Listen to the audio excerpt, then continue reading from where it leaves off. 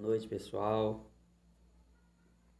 Estamos novamente aqui, Pastor Eliel Filho. Mais uma aula aqui no nosso canal. É um imenso prazer estar com vocês mais uma vez. Agradeço a Deus em primeiro lugar. Agradeço a todos vocês que participam conosco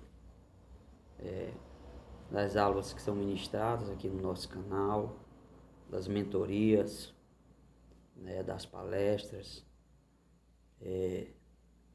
dos conteúdos que são abordados em nosso canal, os cursos, as pregações e até os louvores, Agradeço de coração vocês que me seguem, que Deus abençoe, em nome de Jesus.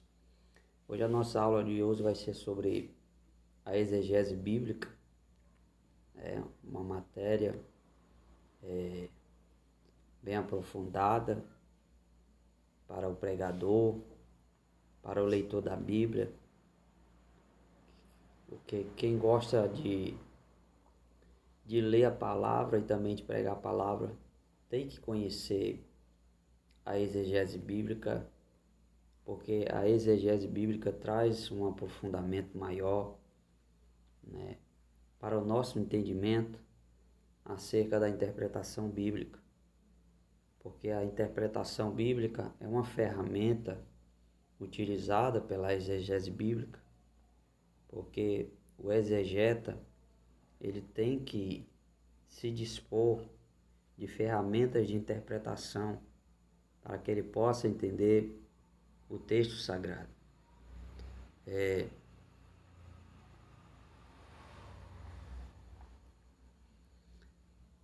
Vamos começar falando acerca do termo, É preciso conhecer o termo. Exegese bíblica, No dicionário teológico, exegese do grego significa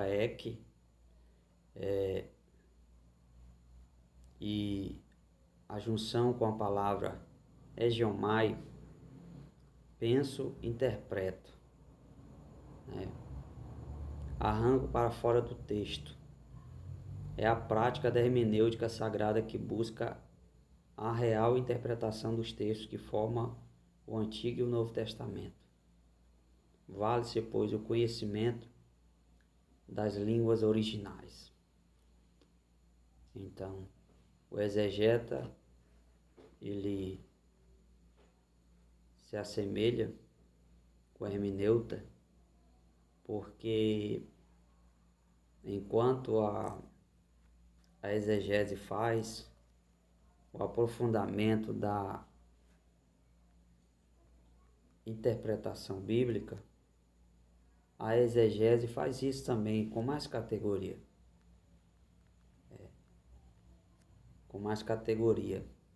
Porque a exegese, ela trabalha o texto original.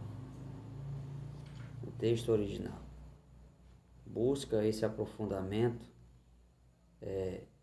trazendo um ganho maior na interpretação, porque a exegese, ela não só se baseia na interpretação contextual em si, mas na interpretação real, que é esse aprofundamento de tirar o real significado do texto, não quebrando a linha do raciocínio, que é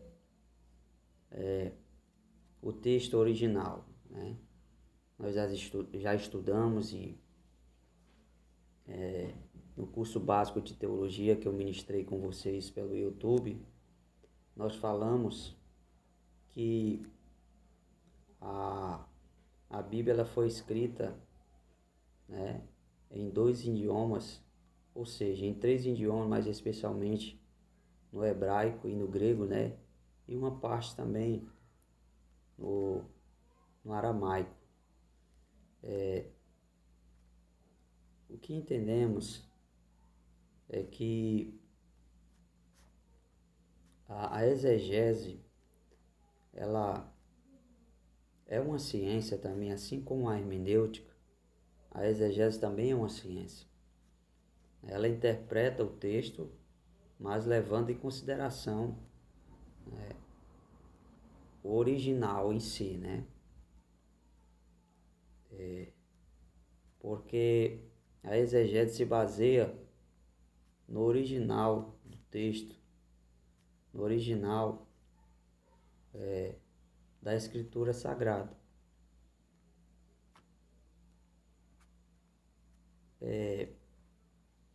O próprio significado, né, do termo exegese nos traz esse entendimento, e a gente observa que a exegese interpreta, né, ela tira a interpretação real, levando em consideração os originais, né? Ou seja, o hebraico, o grego, né, e uma parte em aramaico.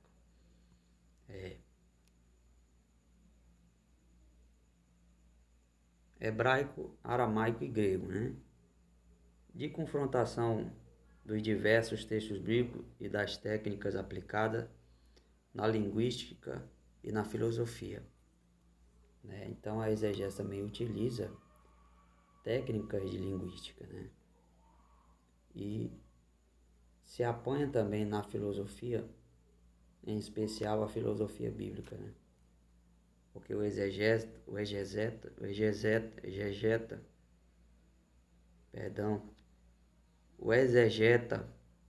ele conhece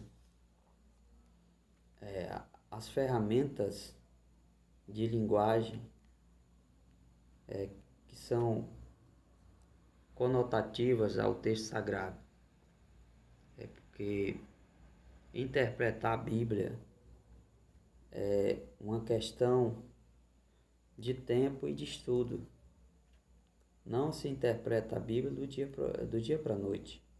A gente tem que perceber que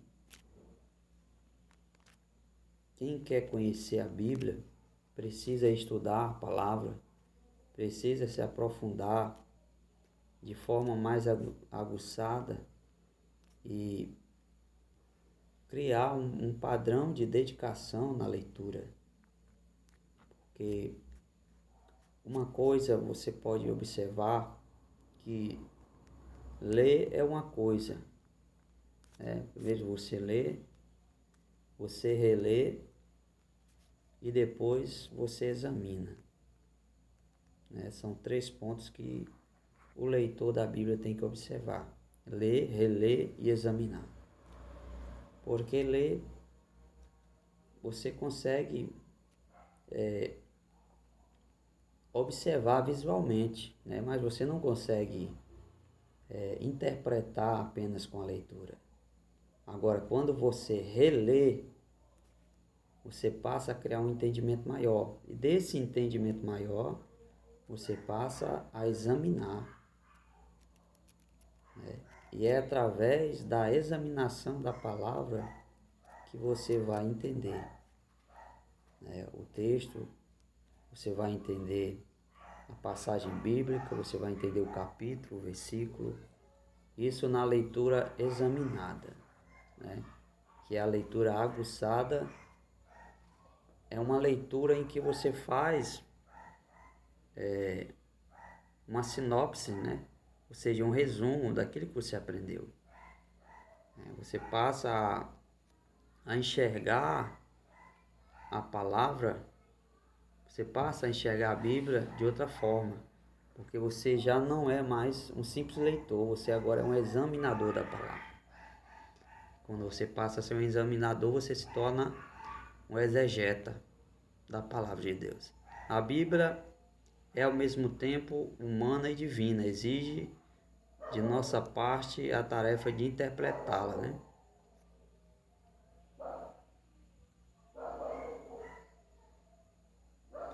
Aí diz: amante que sou da matéria, eu quero aqui apresentar alguns princípios básicos que julgo eu devam ser considerados especificamente na prática da exegese bíblica. Todo cristão leigo, que definimos aqui como pessoa do povo, pregador sem ordenação formal, o que torna o pregador leigo não é propriamente a ausência da formação teológica, mas a não ordenação ministerial, deixando de lado tais formalidades. Foram justamente os trabalhadores leigos os mais usados nos avivamentos. Haja visto o que aconteceu no país de Gales, dicionário teológico. Estes arrogam para si o direito de interpretar o texto bíblico com propriedade, sem contudo ter o conhecimento das técnicas que se aplicam ao que executa tal tarefa, a de interpretar o texto sagrado. Então, todo pregador precisa interpretar a palavra. Todo pregador precisa interpretar a palavra.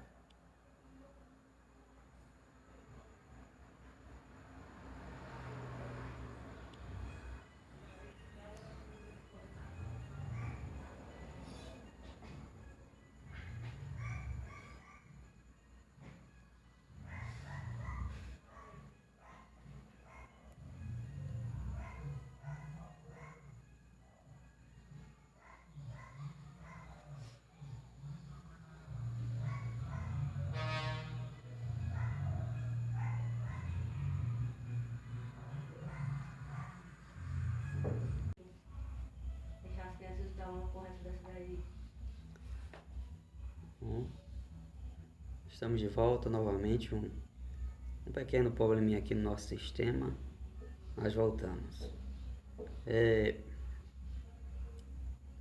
Então, como eu estava falando, o pregador ele tem que interpretar a Bíblia, ele tem que saber interpretar a Bíblia, porque quando o pregador tem o conhecimento, ele passa a entender com outros olhos, né? E passa a fazer uma análise mais profunda da palavra, passa a ter um conhecimento mais aprofundado.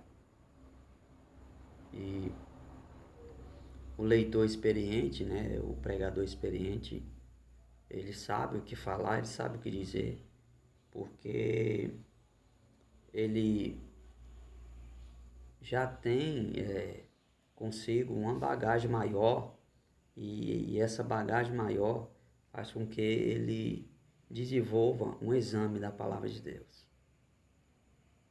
Todo pregador do Evangelho deve, por obrigação, dominar as técnicas básicas da exegese, sob pena de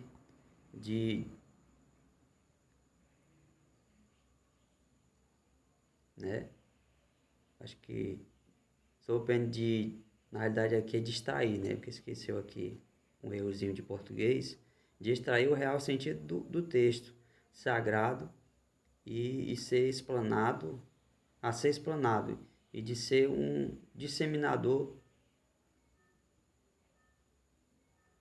e ser explanado,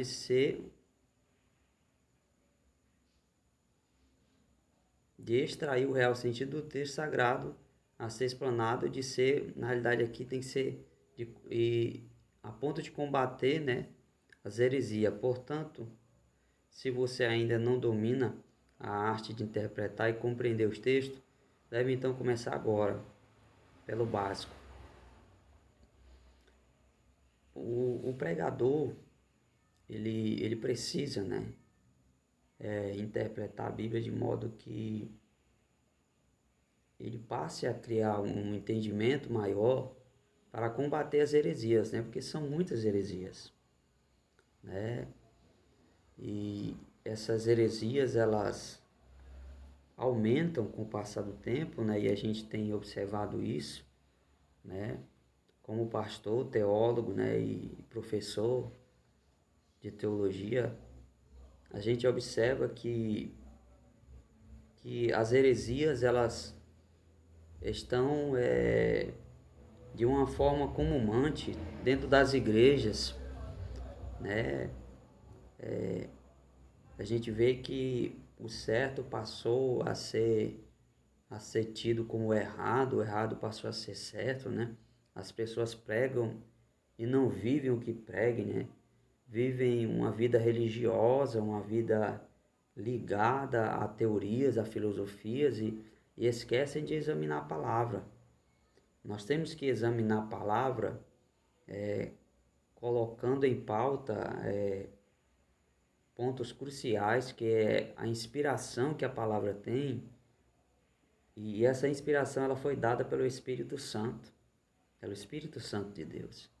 Então, o leitor da Bíblia, ele tem que receber essa inspiração, porque sem a inspiração ele não vai ter esse entendimento, né? Por mais que ele seja um exegeta, por mais que ele estude a hermenêutica, a exegese, a homilética, mas se ele não tiver o Espírito Santo, ele não vai entender a palavra. Ele vai entender, mas vai criar uma teoria particular, né? E dessas teorias particulares que surgem as heresias, né? Muitas heresias surgiram, né, do período de Jesus até agora. Essas heresias são alarmantes, né? Porque são teorias que desfazem da palavra, são teorias que pregam coisas que não condizem com a palavra, com os princípios da Sagrada Escritura. O que é a Bíblia? Na visão do Concílio Vaticano II, a Bíblia é uma coleção de pequenos livros, né? Quem primeiro aplicou este vocábulo às Sagradas Escrituras foi João Crisóstomo, que exerceu o patriarcado de Constantinopla do século IV. A Bíblia, pois, é a revelação de Deus à humanidade. Não é o mero repositório das palavras de Deus. A Bíblia é a palavra de Deus, tendo sido escrita sob inspiração do Espírito Santo, tendo como autor claro, o Espírito Santo e como os tais foram entregues à igreja, né? Autores que foram inspirados, né, teologicamente. 40 autores, né, escreveram a Bíblia Sagrada. Testamento, Novo ou Antigo, é a tradução da palavra hebraica, berit, né, que significa aliança de Deus com o povo por Moisés. Então, testamento significa aliança, né, aliança de Deus com o povo por intermédio de Moisés. Na tradução dos 70, a palavra berit foi traduzida por diateque, que em grego quer dizer aliança, contrato, testamento ou acordo, né? Foi uma aliança, né? Observação, a tradução dos 70 é uma das versões mais antigas da Bíblia, segundo a tradição. Este trabalho teria sido realizado por 70 sábios da antiguidade, né? Então, a tradução dos 70 aí, a gente observa que são, né, 70 pessoas que observaram, né, a palavra de Deus, pessoas instruídas, né, por Deus, pessoas sábias, né, da antiguidade. Origem e formação da Bíblia. Indícios e evidências históricas. O período histórico da formação da Bíblia situa-se entre 1100 a.C. ou 1200 a.C. Há 100 anos depois de Cristo. Provavelmente a mais antiga parte escrita da Bíblia é o Cântico de Débora, que se encontra no livro dos Juízes. Capítulo 5. Quando os hebreus chegaram a Canaã, já havia na terra um certo desenvolvimento literário, como por exemplo o alfabeto fenício, que já existia no século XIV a.C. Os judeus chegaram lá por volta do século 8 a.C. Todo documento desta época é o calendário de Gessé. que data mais ou menos do ano 1000 a.C.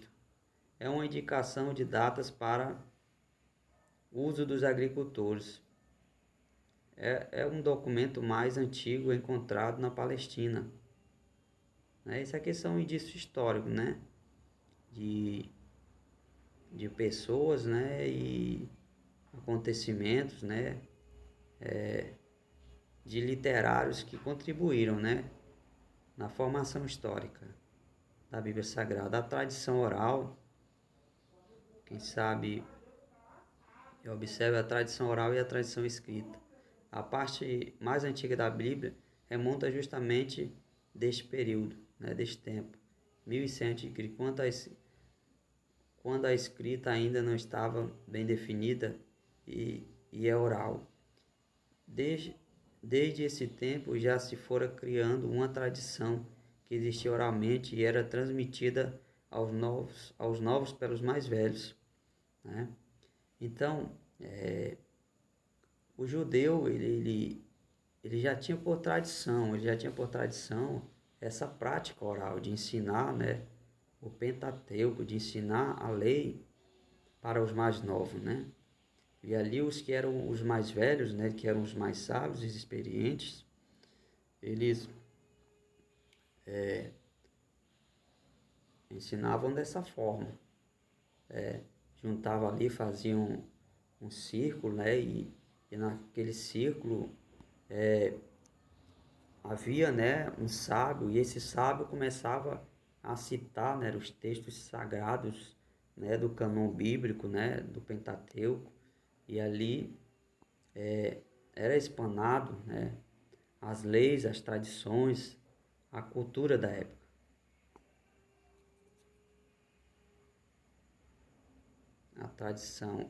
A tradição escrita, né, a tradição oral existiu até os tempos de Davi, né, quando foi escrita a tradição já vista, né. Meio século depois foi escrito também a Eloísta, por volta de 721 a.C., na época da divisão dos reinos, quando Samaria foi destruída pelos assírios. Muitos sacerdotes do norte fugiram para o sul e levaram consigo a sua tradição. A partir de então, as duas foram compiladas num só escrito, né? Então aí durou bastante a tradição oral, né? Que é a tradição por meio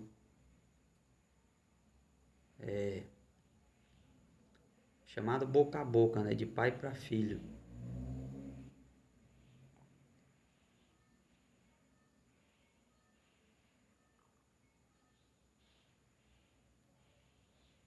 A partir de Josué, a tradição continua oral, para ser escrita somente por volta de 550 a.C. Aí nasceu, né, a tradução escrita, né? E foram escritas do modo como o povo contava.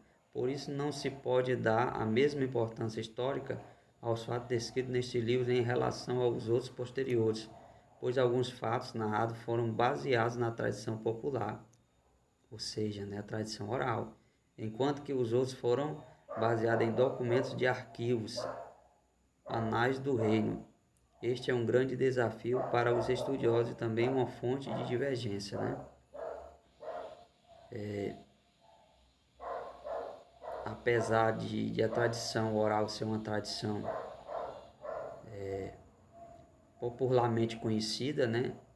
Trouxe uma pequena divergência porque da oral para a escrita, né? Houve um equívoco, né? Um equívoco em relação ao tempo, né? Em relação aos autores, em relação a data que foi escrito, né? E perlonga-se que um texto pode ter sido escrito após meses ou anos, né? Depois da tradição oral, né? Que era a tradição, né? Que era a tradução, né? Melhor, que era a tradução oral, né? A mais conhecida. e a mais relevante. Aí depois surgiu a escrita, né? Com base na tradução oral, né?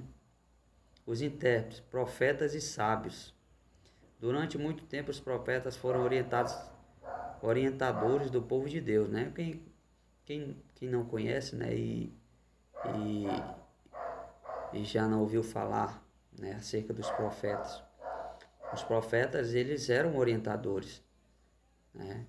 Eles orientavam o povo, eles tinham esse relacionamento íntegro e eles possuíam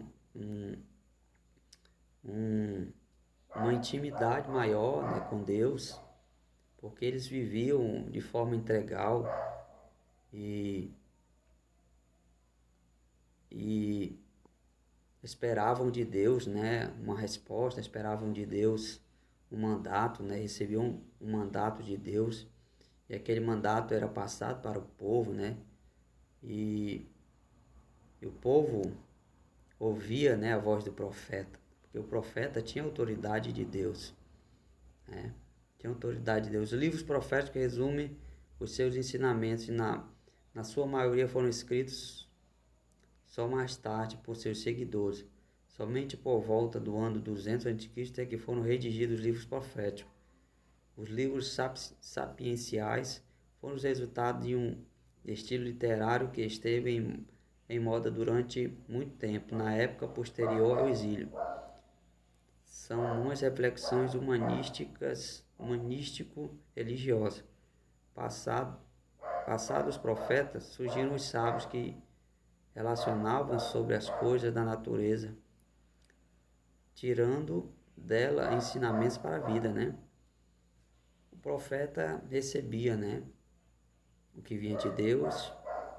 Aí surgiu os sábios eram pessoas dotadas de conhecimento, e esses conhecimentos que eles adquiriam, eles faziam a aplicação desses conhecimentos de acordo com o cotidiano, com a cultura das pessoas, né, com a cultura do povo, e faziam aquela aplicação dentro do que era visto e dentro do que poderia ser previsto, né? A nova tradição da era cristã. O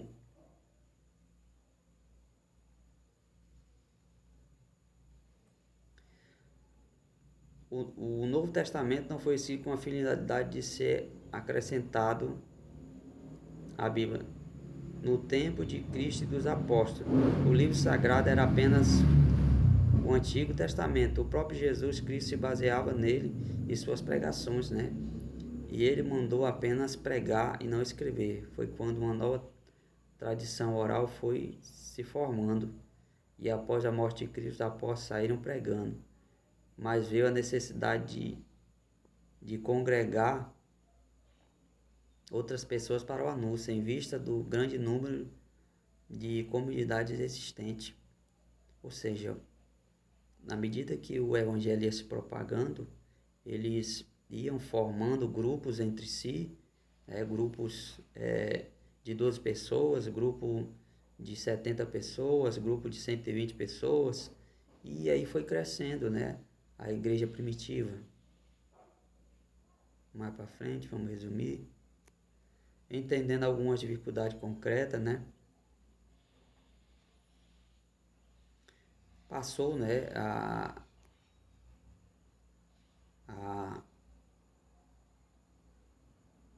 a época em que surgiram as dificuldades concretas, né? Durante o período da escrita dos evangelhos, havia apenas a pregação dos apóstolos, recordando os fatos da vida de Cristo. Todavia, eram fatos esparsos, sem nenhuma preocupação, consequência ou unidade. E daí surgiu a necessidade, né, de escrever o que os apóstolos falavam, de escrever o que Jesus falou, de escrever o que Lucas falou, o que Mateus falou, fonte comum. Os evangelistas sinóticos se basearam no Evangelho de Marcos e noutra fonte convencionada por fonte que, simbolizando os inúmeros escritos espaços de que já tratamos. espalharam cópias destes por outras partes do mundo. Lucas, Mateus, cada um em lugar diferente, se inspiravam nos escritos disponíveis, inclusive no Evangelho de Marcos, que na época já havia sido escrito. O fato do primeiro evangelho ser atribuído anteriormente a Mateus se deve a uma afirmação de Eusébio, que Mateus escreveu a logia do Senhor em aramaico, mas a crítica histórica provou que o evangelho que conhecemos não traz apenas logia do Senhor, e sim logia do Senhor, e não foi escrito em aramaico, e sim em grego. Portanto, a notícia de Eusébio se refere a outro escrito e não a este evangelho. Nada impede, porém, que tenha sido escrito pelo discípulo, Mateus, e atribuído ao mestre. Aliás, a respeito do evangelho, o primeiro a usar esta palavra para indicar as memórias do apóstolo foi Justino, em 130 depois de Cristo. As cartas, aí surgiram as cartas de Paulo, aí o cânon sagrado no século III, a igreja se reuniu em concílio em Pona, e uma das tarefas era organizar o cânon, a lista de livros sagrados considerados autênticos. Neste concílio, os livros foram estudados e investigados, quais os que sempre foram lidos nos cultos e sempre foram considerados legítimos. Então, nesse concílio, foi abordado a legitimidade dos livros, os livros sagrados. Hermenêutica bíblica. Isso aqui é um resumo da hermenêutica. Nós já falamos, eu não vou me adentrar muito, nem muito me aprofundar muito acerca da hermenêutica, porque a aula foi realmente relacionada à exegese bíblica, Mas aqui já é um resumo, A palavra hermenêutica vem do verbo hermênio, interpretar. E essa interpretação foi entendida diversamente através dos tempos. Por isso, temos 3 tipos de exegese, A rabínica, a protestante e a católica. Aí vem a exegese rabínica, Os judeus interpretavam a escritura ao pé da letra, por causa da noção de inspiração que tinham. Se uma palavra não tinha sentido perceptível, imediatamente eles usavam artifícios intelectuais para lhe dar um sentido, porque todas as palavras da Bíblia tinham que ter uma explicação, Então a exegese rabínica já tinha isso consigo, a interpretação, da escrita ao pé da letra, Então surge aí uma interpretação da parte dos rabínicos, Exegese protestante surgiu do protesto de alguns cristãos contra a autoridade da igreja como intérprete fiel da Bíblia. Lutero, quem não conhece Lutero, instituiu o princípio da escritura sola, traduzindo a escritura sozinha, Ou seja, Lutero colocou em pauta de que a Bíblia ela é interpretada por si só, e ganhou vez, e o número de cristãos ia crescendo. Exegese católica, o pessoal inicialmente apegou-se muito aos métodos tradicionais, usava mais a tradição e menos a Bíblia, A tradição aí dos monges, da Igreja Católica, que se reuniam com o povo, para falar sobre editos, sobre formas, sobre os métodos, de educação, e aí nasce os jesuítas, que foram os primeiros professores a chegar no Brasil, e aí vai por dentro, História das formas de gênero literário. Meu Jesus. Cadê o carregador, Jesus? Cadê o carregador?